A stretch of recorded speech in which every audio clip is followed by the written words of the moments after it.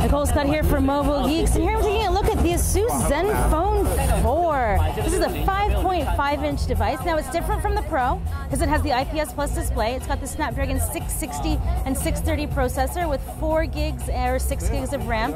You can see on the back we have the dual camera setup. It's nice and flush, so it doesn't protrude anymore. I really quite like it. Now the thing that I like about the regular versus the Pro is that if we head on over here into the camera, you can see that I've snapped a couple of shots already because we have the wide angle, then we have the narrow.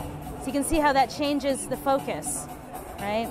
So the 128-degree wide angle is definitely something that I do like a lot more.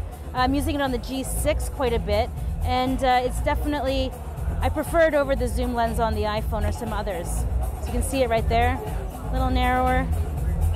There you go. So overall, ZenFone, the Zen UI 4.0 has received a little bit of an uplift, where they say that there's, let's go back to that, a little less bloatware than previous editions.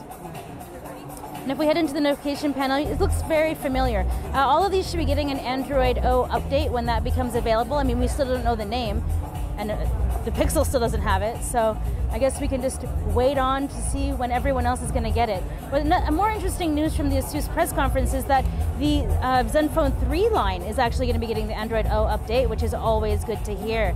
Now, if we take a walk around the system, we've got a power button and the volume rocker, very nicely placed when you kind of reach up. Now, this fingerprint sensor, it's not actually a physical button, it's just, you kind of just press onto it to instigate the fingerprint. Now, we have the hardware buttons down on the side, and then around the bottom you can see that we have a USB Type-C.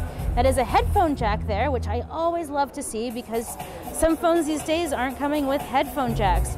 Around the other side there we've got our SIM card slot, but what's interesting about this is that we've got the 4G LTE.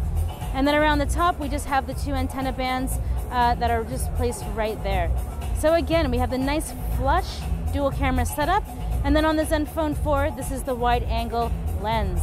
So this was just a quick look at the ZenFone 4. I'll be taking a look at the rest of the line. So be sure to check back to Mobile Geeks for more great videos about ASUS.